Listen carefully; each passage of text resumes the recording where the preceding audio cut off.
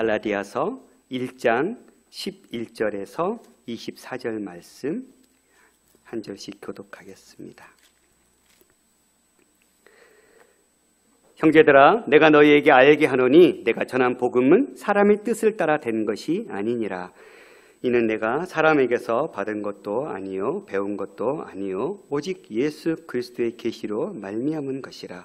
내가 이전에 유대교에 있을 때에 행한 일을 너희가 들었거니와 하나님의 교회를 심히 박해하여 멸하고 내가 내 동족 중 여러 영갑자보다 유대교를 지나치게 믿어 내 조상의 전통에 대하여 더욱 열심히 있었으나 그러나 내 어머니의 태로부터 나를 택정하시고 그의 은혜로 나를 부르시니가 그의 아들을 이방에 전하기 위하여 그를 내 속에 나타내시기를 기뻐하셨을 때에 내가 곧 혈육과 의논하지 아니하고 또 나보다 먼저 사도된 자들을 만나려고 예루살렘으로 가지 아니하고 아라비아로 갔다가 다시 다메섹으로 돌아갔노라. 그 후 3년 만에 내가 게바를 방문하려고 예루살렘에 올라가서 그와 함께 15일을 머무는 동안 주의 형제 야고보 외에 다른 사도들을 보지 못하였노라. 보라, 내가 너희에게 쓰는 것은 하나님 앞에서 거짓말이 아니로라.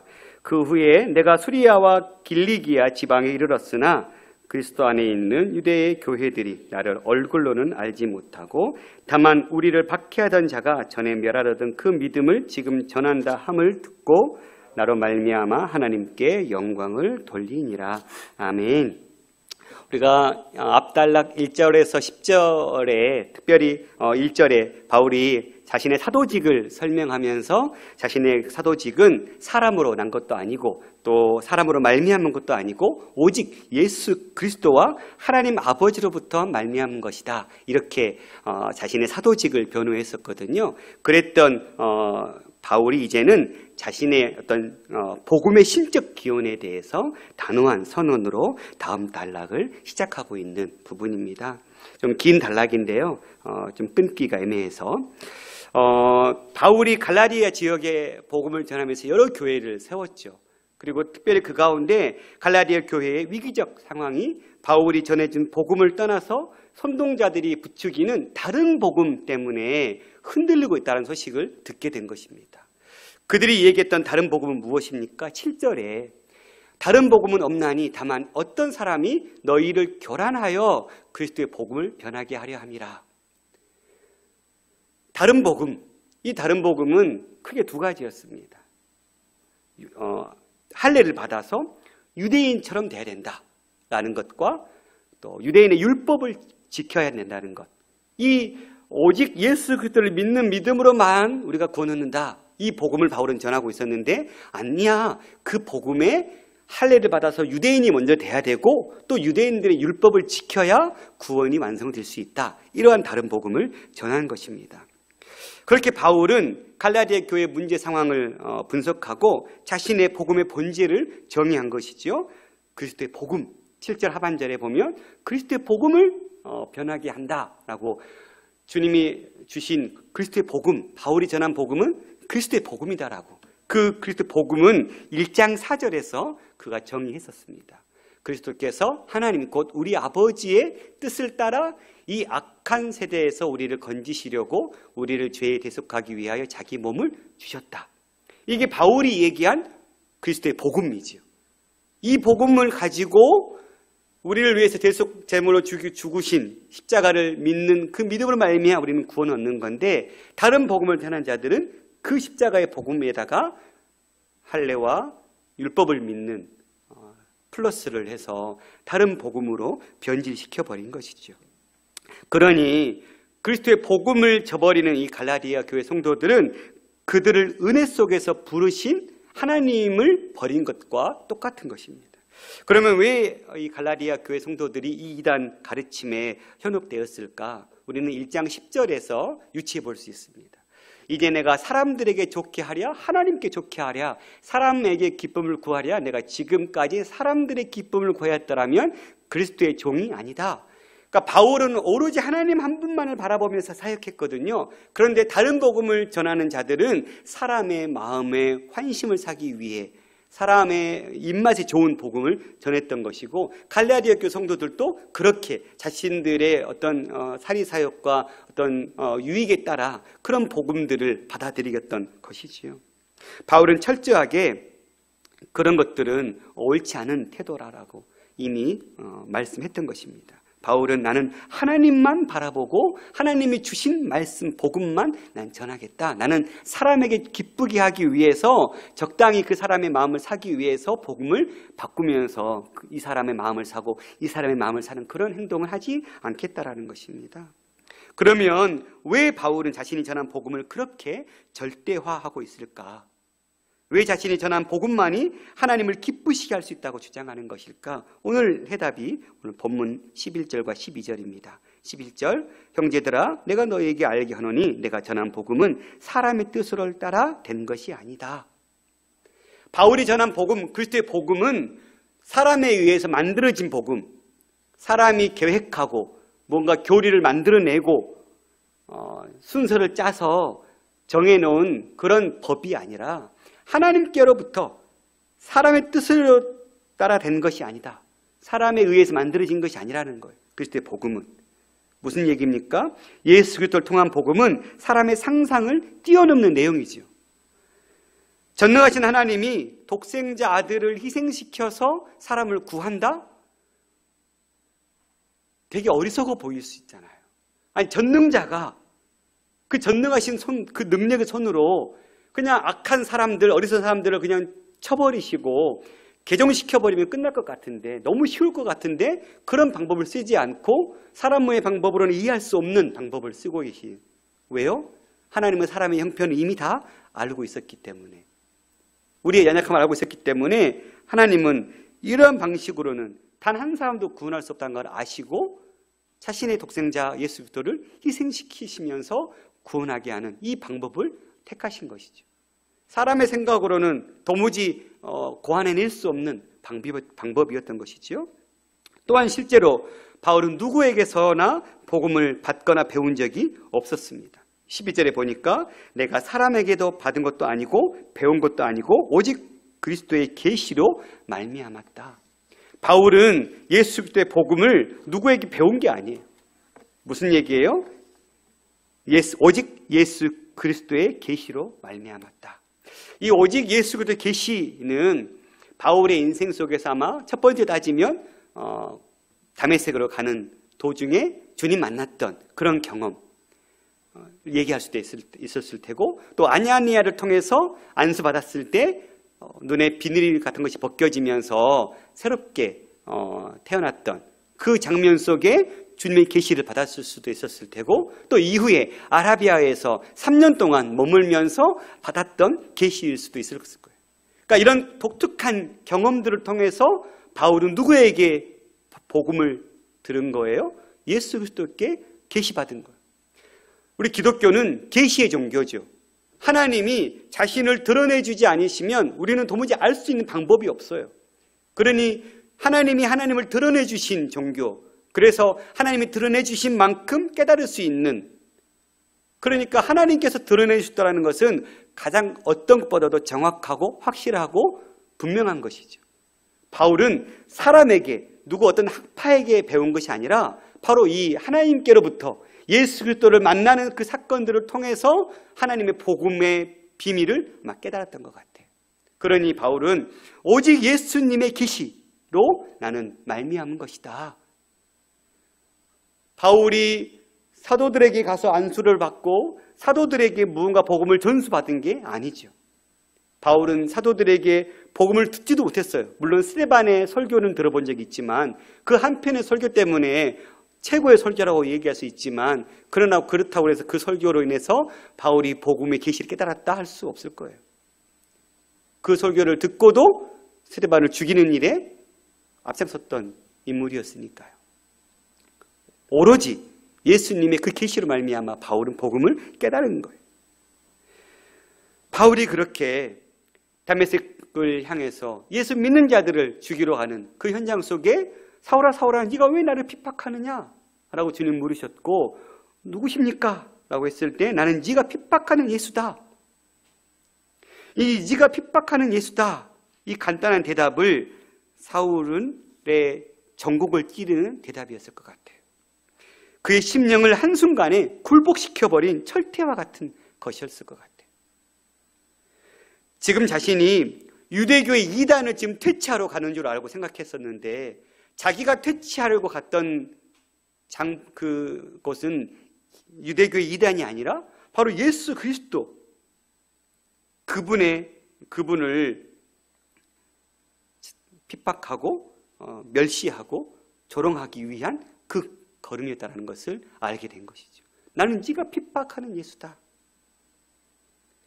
그렇게 이 충격적인 말을 듣고 바울은 변화되기 시작했던 것입니다. 그래서 오직 예수 그리스도 계시로 말미암았다고 12절에 고백했던 것이죠. 그렇게 고백했던 바울이 회심하게 전에는 어떤 모습이었습니까? 13절 14절에 바울은 앞서 자신이 전한 복음이 어떤 사람에게 배운 것도 아니고 오직 예수 그리스도의 계시로 말미암았다고 증거했죠. 그러면서 자신의 과거의 모습을 서스럼 없이 다 얘기하고 있어요.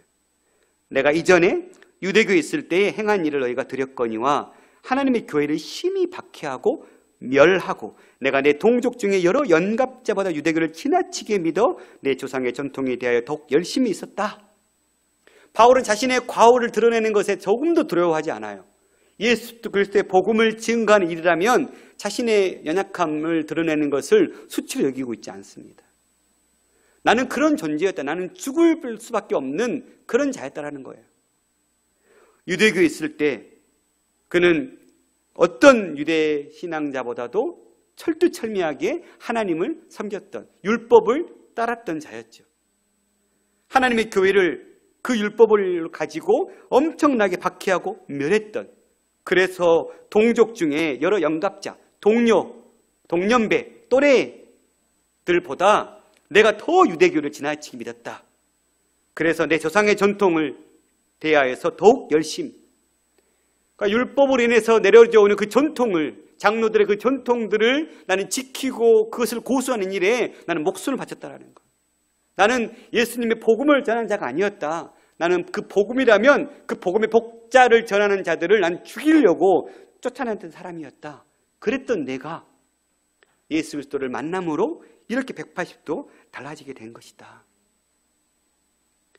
그렇게 다메섹 회심과 그 이후의 여정을 계속해서 15절부터 17절까지 얘기하고 있는데요. 15절에 바울은 자신이 경험한 그것을 하나님의 은혜라고 고백하고 있어요. 15절, 그러나 내 어머니의 태로부터 나를 택정하시고 그의 은혜로 나를 부르시니가. 바울이 다메섹 도상에서 예수님을 만나고 나서 뭘 깨달은 거예요? 복음의 놀라운 비밀을 깨달았어요. 깨닫고 보니까 예수님이 바울을 만나주셨잖아요.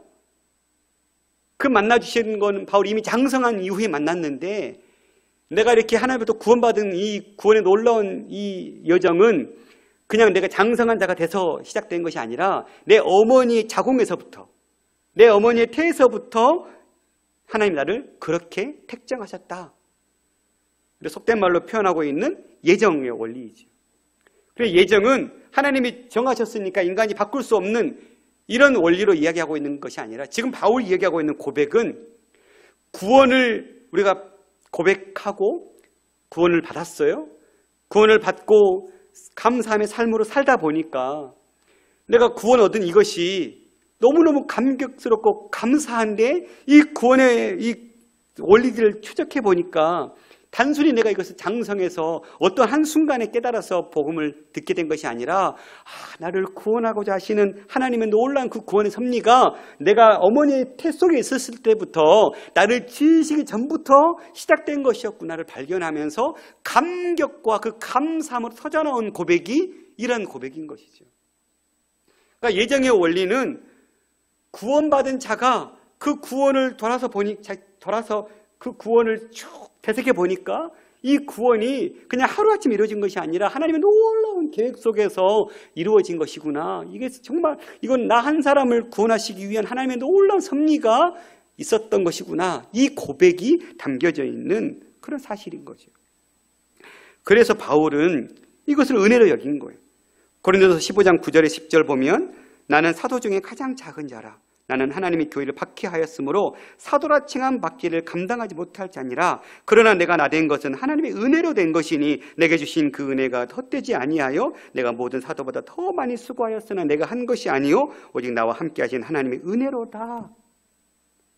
바울은 자신을 구원해 주신, 자신을 만나 주신 것이 하나님의 은혜라고 고백하고 있어요. 나의 나된 것은 오직 주님의 은혜다. 나는 이렇게 될 자가 아니었다. 죽을 수밖에 없는 나를 하나님이 나를 모태에서부터 지으시기 전부터 나를 구원하시기로 작정하셨고 그 구원의 그 모든 여정을 하나님께서 끌어가시면서 나를 하나님이 그 정하신 때에 불러내 주셨다. 너무 감사하다. 도무지 내가 갈 수 없는데, 누구도 나를 그렇게 할 수 없었는데 오직 하나님의 은혜로 인해서 이런 일들이 주어졌다라는 고백인 것이죠. 사랑하는 성도 여러분, 하나님의 은혜는 은혜를 은혜로 여기는 자에게만 진정한 은혜가 되는 것 같아요. 하나님의 은혜를 은혜로 깨달을 때 어떻게 말로 표현할 수 없는 감격이 솟아나게 되는 것이죠. 하나님의 부름을 받은 사람들이 그것을 은혜로 여기지 않고 오히려 짐으로 여기거나 자기 배를 채우는 수단으로 여기는 순간 은혜는 더 이상 은혜가 아니죠. 신앙생활이 더 이상 신앙생활이 아니에요. 너무 감격했고 감사했고 틈만 나면 교회 오기를 사모했고 틈만 나면 기도하고 찬송하기를 사모했던 그 삶이, 그 은혜가 떨어지는 순간 짐이 돼버리는 거예요. 그러니 우리의 삶 가운데 나를 택하여 불러주신 이 복음의 은혜가 늘 샘솟도 솟아나기를 원해요. 이 은혜가 사라지지 않기를 원해요. 이 은혜가 날마다 새롭게 다시금 리뉴얼 되기를 원해요. 그래야 날마다 새 은혜를 가지고 새 감격의 마음을 가지고 주님을 닮아가고 알아가고 주님을 전하는 삶이 얼마나 기쁘고 감격스러운 삶인지를 우리가 고백할 수밖에 없기 때문에 하나님의 은혜를 우리는 받은 자죠. 이 하나님의 은혜를 받은 자인 우리가, 바울을 불러주신 하나님은 오늘 우리를 하나님의 제자로 동일하게 불러주셨습니다. 이 은혜를 은혜로 여기고 그 불러내주신 그 사명을 우리가 은혜 안에서 깨닫기를 원합니다. 그렇게 바울은 당신을 불러주신 그 하나님의 은혜를 은혜로 알았어요. 그랬더니 어떤 일이 벌어져요? 16절 부르심의 목적을 알게 된 거예요. 상반절에 보니까 그의 아들을 이방에 전하기 위하여 그를 내 속에 나타내시기를 기뻐하셨다. 하나님이 바울을 택하신 이유는 뭐였습니까? 내가 너를 이방인의 사도로 세우기를 원한다. 내가 너를 이방인들에게 복음을 증거하는 증거자로 세울 것이다. 이 목적을 바울은 깨닫게 되었습니다. 자신의 부르심의 목적을 아는 것은 대단히 중요한 일이에요. 하나님 우리를 불러내주신 목적, 누구나 그리스도인이라면 동일한 목적 한 가지가 반드시 있죠. 그것은 무엇입니까? 예수님의 지상명령, 땅 끝까지 복음을 전파하는 것. 마태복음 28장 18절 20절 같이 읽을까요? 시작. 예수께서 나와 말씀하여 이르시되 하늘과 땅의 모든 권세를 내게 주셨으니 그러므로 너희는 가서 모든 민족을 제자로 삼아 아버지와 아들과 성령의 이름으로 세례를 베풀고 내가 너에게 분부한 모든 것을 가르쳐 지키게 하라. 볼지어다 내가 세상 끝날까지 너희와 항상 함께 있으리라 하시니. 사도행전 1장 8절 오직 성령이 너에게 임하시면 너희가 권능을 받고 예루살렘과 온 유대와 사마리아와 땅 끝까지 이르러 내 증인이 되리라. 예수 그리스도를 믿는 하나님의 은혜를 받은 어떤 누구도 이 복음을 증거해야 되는 이 사명을 부여받았죠. 부르심의 목적, 누구나 공유할 수 있는 목적. 바울은 이방인을 위해서 이 목적을 깨닫고 자기의 생명을 아낌없이 어떠한 어려움에도 불구하고 그의 생명을 던지면서까지 이 복음을 전하는 일에 힘썼던 사람이었던 것입니다. 우리도 동일하게 이 복음을 증거하는, 땅 끝까지 이르러서 복음을 증거해야 되는 동일한 사명을 부여받았죠. 그거는 누구나 동일하게 주어진 목적이죠. 또한 각자의 모습대로 하나님은 또 불러내 주셨어요. 각양각색의 모습과 각양각색의 일터에서 삶의 현장에서 우리를 불러내 주셨어요. 그 현장 속에서 우리는 그 부르심대로 그곳에서 충성되게 살아가야 하겠죠. 바울의 일생을 추적해 보면 이렇게 멋진 인생을 산 사람이 없는 것 같을 정도로 정말 복음이라면, 그리고 자신에게 주어진 사명을 감당한 일이라면 정말 충성스럽게 감당했던 것처럼 우리도 이 사명하에 충성스럽게 감당할 수 있기를 원합니다. 또한 바울은 온전히 순종했어요. 16절 하반절부터 17절까지 보면 그때에 기뻐했을 때에 내가 곧 혈육과 의논하지 아니하고 또 나보다 먼저 사도된 자들을 만나려고 예루살렘에 가지도 아니하고 아라비아로 갔다가 다시 다메섹으로 돌아갔노라. 은혜로 부르심을 깨달았어요. 그리고 은혜로 부르심을 깨달았더니 자기를 부르신 목적을 깨달았어요. 이 두 가지가 딱 충족되니까 바울은 뭐 한 거예요? 온전한 순종을 드린 거예요. 기뻐하셨을 때 곧 혈육, 가족과 의논하지 않았어요. 가족과 우리 여러분 어떤 일이 있을 때 가장 먼저 의논하는 사람이 누구예요? 우리 가족이죠. 혈육. 부모 형제에게 도움을 구하기도 하고 지혜를 구하기도 하죠. 그런데 바울은 혈육과 의논하지 않았다는 거예요. 또한 나보다 먼저 된 사도된 자들을 만나려고 예루살렘을 가지도 않았어요. 그러니까 가장 큰 권위를 얻을 수 있는 방법을 바울은 선택하지 않은 거예요. 그리고는 뭐 했다라는 거예요? 아라비아로 갔다라는 거예요. 사도행전 9장에 이 사건들이 등장하는데 거기에는 아라비아 갔다는 말이 등장하지 않아요. 오늘 갈라디아서를 통해서 아라비아에 3년 동안 갔었구나를 우리가 추측해 볼 수 있는 거예요. 이 다메섹은 지도에 제가 띄어놨었을 텐데요. 네, 더 크게 키울 걸. 녹색, 노란색 지금 깜빡이고 있는 게 예루살렘이죠. 거기서 지금 약 240km로 북쪽으로 쭉 올라가면 다메섹, 빨간 부분이에요. 그 다메섹에서 오른쪽으로 보면 지금 파란색 깜빡이는 부분이 지금 아라비아 광야라고 학자들이 이야기해요. 사막이에요, 사막. 그리고 저 위에 지금 녹색으로 깜빡인 곳이 길리기아 지방의 다소 바울의 고향인 것이죠. 지금 바울은 다메섹에서 그렇게 주님 만나고 나서 예루살렘에 내려가서 사도들에게 내가 주님 그렇게 만났는데 이것이 사실인지 아닌지 이런 걸 의논하기 위해서 간 게 아니에요. 다메섹에서 그냥 동쪽으로 아라비아 광야에 가서 3년 동안 거기서 주님 만난 거예요. 뭐 했을까요?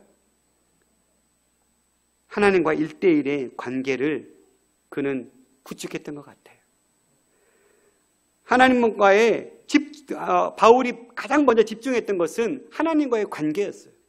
저는 정 목사님 목회 중에 가장 인상 깊었던 것, 가장 하나를 꼽으라고 하면 목사님 늘 말씀했던 것 중에 동료들이 막 이 셈이나 저 셈이나 가라고 막 돈도 주고 했을 때 그 다 귀 닫고 언제 내가 말씀을 연구하지 않고 내가 말씀을 안 깨달으면 내가 어떻게 교회에 목회할 수 있을까? 그 마음으로 6년 동안 말씀을 연구하는 데 힘쏟았다고 하셨거든요. 저는 그게 저희 교회가 이렇게까지 성장하고 하나님께서 기쁘시게 사용하시는 원동력이라고 저는 생각해요. 그러니까 바울은 지금 그렇게 회심하고 복음을 깨닫고 난 이후에 사람들 찾아가지 않았어요. 뭐 한 거예요? 하나님과 1대1 관계 속에서 하나님과의 관계를 세우는 일에 힘썼던 것 같아요. 물론 이거는 추측일 뿐이죠. 어떻게 더 이상 이것을 근거할 수 있는 본문의 말씀들이 없으니까 아라비아에서 뭐 했을까? 뭐 했을까요, 여러분? 하나님을 만나고 삶이 뒤바뀌었던 다메섹에서 주님 만나고 나서 그런 다메섹에서 만나자마자 바로부터 뭐 했어요? 복음을 전하기 시작했어요. 그러니까 사도들에게 복음을 보충 설명 듣고 깨닫고 난 이후에 전한 게 아니에요. 주님 만나고 나서 비닐 벗겨진 이후에 바로 뭐 했어요? 복음 증거하는 일에 힘썼어요. 그러니까 다메섹 도상에서 이 예수 그리스도를 통해서 계시를 얻었다고 우리가 깨달을 수 있는 것이죠. 그 계시가 이 아라비아 3년 기간 동안에 더 무르익었을 것 같아요. 그렇게 엄청난 시간들을 바울은 가진 거예요. 인간적으로 광야는 힘든 곳이죠. 성경에 많은 인물이 이 광야에서 하나님과 깊은 만남을 체험했어요. 모세도 다윗도 이 광야의 시간을 견뎌내야 했으면 했습니다. 예수님도 똑같이 광야는 하나님께 집중하는 시간 같아요. 그래서 때로는 우리도 광야의 시간이 필요한 것 같아요. 가족도 끊고 어떤 나에게 도움을 줄 사람들 다 끊고 하나님과 1:1 독대 속에서 내 인생에 주어진 여러 가지 상황과 환경들, 판단들 속에서 주님이 기뻐하는 것이 무엇인지 깨닫는 그런 은혜가 있을 수 있었으면 좋겠어요. 하나님 앞에서 서는 그 광야의 시간. 이게 참 안 되더라고요. 하나님 앞에 서야 되는데 하나님 앞에 서다가도 자꾸 이 사람이 생각나고 저 사람이 생각나고 이 아이디어가 떠오르고 저 아이디어가 떠오르고 자꾸 기도하다가도 멈추게 되고 하나님을 온전히 바라보는 것이 쉽지만은 않더라고요. 바울에게 3년이라는 시간이 쉽지만은 않은 시간이었을 것 같아요. 근데 그 시간을 다 겪어낸 거예요. 그랬더니 온 열방에 목숨을 아깝지 않고 증거할 정도로 담대한 그 복음의 비밀을 깨닫게 되었고, 그리고는 그렇게 복음에 앞장서는 삶을 살았던 거예요. 시편 146편 3절 5절 같이 한번 읽어볼까요? 시작. 귀인들을 의지하지 말며 도울 힘이 없는 인생도 의지하지 말지니 그의 호흡이 끊어지면 흙으로 돌아가서 그날에 그의 생각이 소멸하리로다. 야곱의 하나님을 자기의 도움으로 삼으며 여호와 자기 하나님에게 자기의 소망을 두는 자는 복이 있도다. 바울은 지금 이렇게 다른 보이는 것 의지하지 않고 혈육 예루살렘의 사도들 의지하지 않고 오직 하나님만 바라봤어요. 모든 소망을 하나님께 두었어요. 그렇게 그 시간을 다 겪어냈더니 누구도 어떻게 볼 수 없는 강력한 복음의 사도자가 된 것이죠. 18절부터는 예루살렘 방문의 기사를 써주고 있어요. 그렇게 하나님만 바라본 시간이 그 후 3년 만에, 아마 이 3년이 바로 다메섹에서의 그 만남 이후에 아마 3년이라고, 그러니까 아라비아에서 3년 동안 있었다는 것을 우리가 알 수 있는 것이죠. 그 3년 후에 게바를 방문하려고 예루살렘에 드디어 간 거예요. 올라가서 그와 함께 15일을 머무는 동안에 주의 형제 야고보 외에 다른 사도를 만나지 못했다. 이 말의 의미는 뭐예요? 지금 나는 복음을 내가 예수님을 통해서 계시를 받은 것이지 누구에게 배운 것이 아니라고 지금 얘기했잖아요. 그러니까 내가 지금 예루살렘에 가서 사도들에게 지금 훈련받은 게 아니다. 머문 시간도 15일밖에 안 됐고 만난 사람도 게바와 야고보 외에는, 이 야고보도 예수님의 동생 야고보로서 예수님을 안 믿었던 사람이에요. 예수님 죽으시고 부활하신 이후에 제자로 세워진 사람이죠. 그 외에는 안 만났다. 이 이야기는 나는 어떤 사도로부터 내가 어떤 교육을 받아서 이 복음을 지금 증거하고 있는 것이 아니다라는 것을 얘기하고 있는 것이죠. 왜 15일밖에 못 만났나? 사도행전 9장 26절 이렇게 얘기하고 있어요. 사울이 예루살렘에 가서 제자들을 사귀고자 하나 다 두려워하여 그가 제자됨을 믿지 아니하니. 3년 만에 예루살렘에 방문했는데 뭐 한 거예요? 제자들은 믿지 않은 거예요. 바울이 회심했다라는 것을 믿지 못한 거예요. 그래서 다 두려워하고 있는 거예요. 그래서 만나기를 꺼려했을 거예요. 다만 예수님의 동생 야고보만 만난 것이지. 그리고 20절에 보라, 내가 너희에게 쓴 것은 하나님 앞에서 거짓말이 아니다. 즉 내가 예수님께로부터 받은 계시다라는 것과 내가 예루살렘에서 어떤 사도들에게 교육받은 것이 아니다. 이것이 하나님 앞에서 거짓말이 아니다. 이 에노피온 투 데우라는 이 말이 라틴어로는 코람데오거든요. 하나님 앞에서. 이 종교개혁자 칼빈이 이 코람데오를 외치면서 좌우명을 삼고 종교개혁에 박차를 가했다고 해요. 그러니까 우리 삶에 하나님 앞에서, 즉 하나님을 의식하는 삶을 바울은 산 거예요. 하나님 앞에서. 그러면서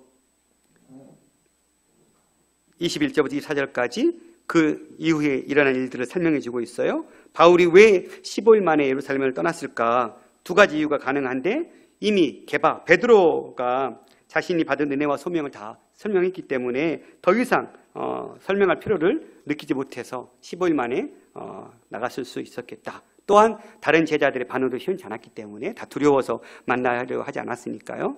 또 어차피 제자들로부터 어떤 사도들로부터 위임장 같은 걸 받으려고 생각하지도 않았으니까. 두 번째는 현실적인 핍박 때문에 바울이 예루살렘에 들어왔다는 소식을 듣고 단시일 내에 아마 예루살렘 전역에 이 사건이 퍼진 것 같아요. 그래서 못마땅해 했던 사람들이 있는데 바로 헬라파 유대인들이었어요. 이 유대인들이 아마 내가 바울 만나기만 해봐라. 가만 안 둔다. 왜요? 배신자니까. 유대교를 열심으로 증거하면서 유대교의 아류인 기독교를 아주 핍박했던 그가 이제는 완전히 기독교의 사도가 돼버렸으니까 만나기만 하면 죽이려고 작정했겠죠. 이 상황을 사도행전 9장에서 이렇게 쓰고 있어요. 26절부터 보니까 27절 이후부터 바나바가 데리고 사도들에게 가서 그가 길에서 어떻게 주를 보았는지, 주께서 그에게 말씀하신 일, 다메섹에서 그가 어떻게 예수 이름으로 담대히 말하였는지 전했어요. 그랬더니 사울이 제자들과 함께 있어 예루살렘에 출입하며 또 주 예수 이름으로 담대히 말하고 헬라파 유대인들과 함께 말하며 변론하니 그 사람들이 죽이려고 힘쓰거늘 형제들이 알고 가이사랴로 데리고 내려가서 다소로 보냈다. 그러니까 예루살렘에서 15일 만에 나올 수밖에 없었던 이유는 이렇게 헬라파 유대인들이 바울을 죽이고 작정하니까 제자들이 다소로 길리기아 지방으로 보내버린 거예요. 그래서 21절 그 후에 내가 수리아 안디옥이죠. 안디옥 수도가 있는 수리아와 길리기아 다소 고향의 지방으로 갔다.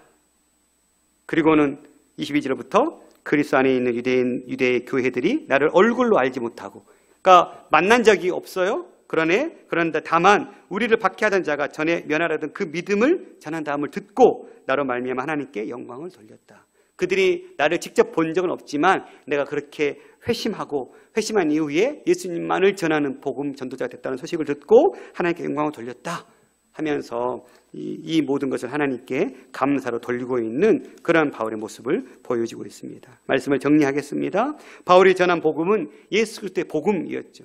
복음은 예수 그리스도를 통한 복음이었고, 이 예수 그리스도를 통한 복음은 사람의 상상을 뛰어넘는 내용이었습니다. 바로 예수님의 계시로 말미암아 주어진 것. 이 복음을 듣고 바울은 완전히 변화된 삶으로 뒤바뀐 것이죠. 우리는 어떻습니까? 우리는 복음을 듣고 우리의 삶은 어떻게 바뀌었습니까? 복음을 통해서 사망에서 생명으로 옮겨지는 이 놀라운 축복을 얻었는데 우리의 삶은 사망에서 생명으로 바뀐 것과 같은 온전한 180도의 체인지가 이루어지고 있습니까? 사도 바울처럼 전에는 예수 믿는 자들을 핍박했던 자에서 이제는 예수 그리스도만을 전하는 자로 바뀌는 이 삶의 변화가 있었듯이 우리는 복음을 듣고 얼마만큼의 변화가 실제적으로 일어났는지 모르겠습니다. 제 자신에게 물었습니다. 너는 복음을 듣고 또 이 복음을 전하는 자로서 너의 인생의 복음 때문에 얼마나 네 인생이 바뀌었냐. 너무 부끄러운 거예요. 그래서 계속 요즘 제가 이 예수님의 인격, 예수님의 그 성품이 내 인격이 되게 원한다는 이 고백 찬송이 한 3주 전부터 계속 불렀던 찬송이었거든요.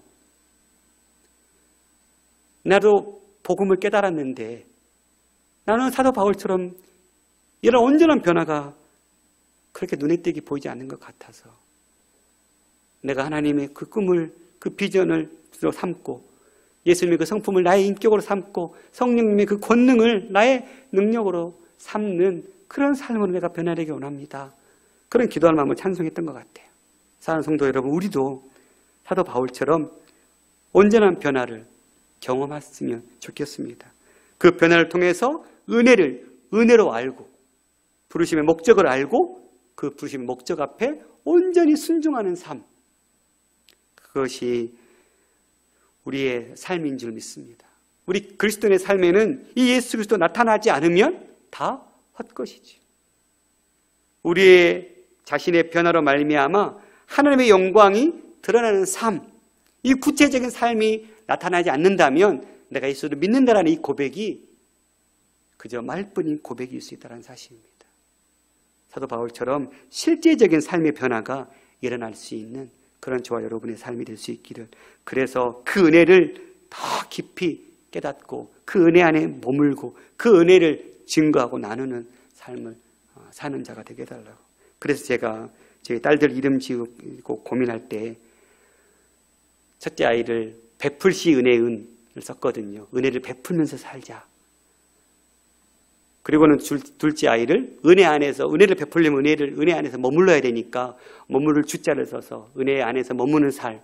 그래 끝냈는데 하나가 또 생겨가지고 그래 이왕이면 그냥 강하자를 써서 강물처럼 그 은혜가 흘러가게 하자. 이렇게 제 딸 이름을 정했었거든요. 우리 안에 주님의 은혜가 없이는 우리는 제대로 살아갈 수 없는 존재인 것 같아요. 바울은 이 은혜를 정말 충만하게 누렸고 매 순간순간 이 은혜를 새롭게 깨달았기 때문에 죽음 앞에서도 산과 위협의 강도의 그 두려움 앞에서도 떨지 않고 복음 증거자의 삶을 살았던 것 같습니다. 이 은혜로 말미암아 깨닫고 우리의 삶도 바울처럼 온전히 변화되는 저와 여러분이 될 수 있기를 간절히 소망합니다.